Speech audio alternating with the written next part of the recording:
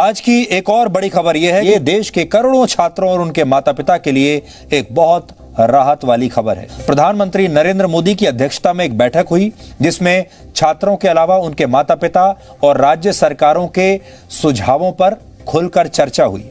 जी हाँ, इस वक्त की एक और बड़ी खबर सामने आ रही। बोर्ड परीक्षा 2022 के छात्रों से जुड़ी। जी हाँ, देश में कोरोना वायरस के कारण बढ़ रहा है, जिसको देखते हुए सरकारी अब सख्त हो गई है और सरकार ने बोर्ड परीक्षाओं को लेकर आज एक बहुत ही बड़ी घोषणा कर दी है और सभी छात्रों को राहत देने के लिए दो सबसे महत्वपूर्ण बदलाव कर दिए।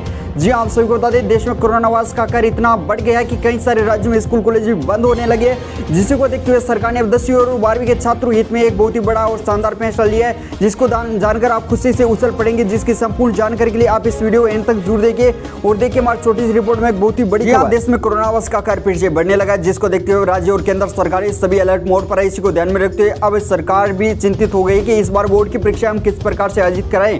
लेकिन इसी बीच बोर्ड परीक्षाओं को लेकर एक सरकार ने मीटिंग आयोजित की, जिसमें बोर्ड परीक्षाओं को लेकर दो सबसे महत्वपूर्ण और बड़े फैसले लिए गए जो सभी छात्रों हित में लिए गए। तो पहला बड़ा बदलाव आपके जो प्रश्न पत्र उनको लेकर लिया गया है। इस बार आपके मॉडल पेपर जारी कर दिया जाएगा। परीक्षा से पहले आपके मॉडल पेपर जारी कर दिया जाएगा। सरकार ने यह सबसे बड़ी घोषणा कर दी है, जिसमें आपको यह पता चल जाएगा कि इस बार किस प्रकार से हमारा पैटर्न आएगा और कौन कौन से हमारे क्वेश्चन आएंगे। और जो मॉडल पेपर जारी किया जाएगा उसी में से आपके क्वेश्चन आएंगे, उससे बाहर एक भी क्वेश्चन नहीं आएगा। यह सरकार ने सबसे बड़ी घोषणा कर दी है। इसके अलावा इससे आपको यह भी पता चलेगा कि वस्तुनिष्ठ प्रश्न कितने आएंगे और जो सैद्धांतिक प्रश्न है वो उनकी संख्या कितनी होगी, उसके बारे में आपको संपूर्ण जानकारी मिल जाएगी।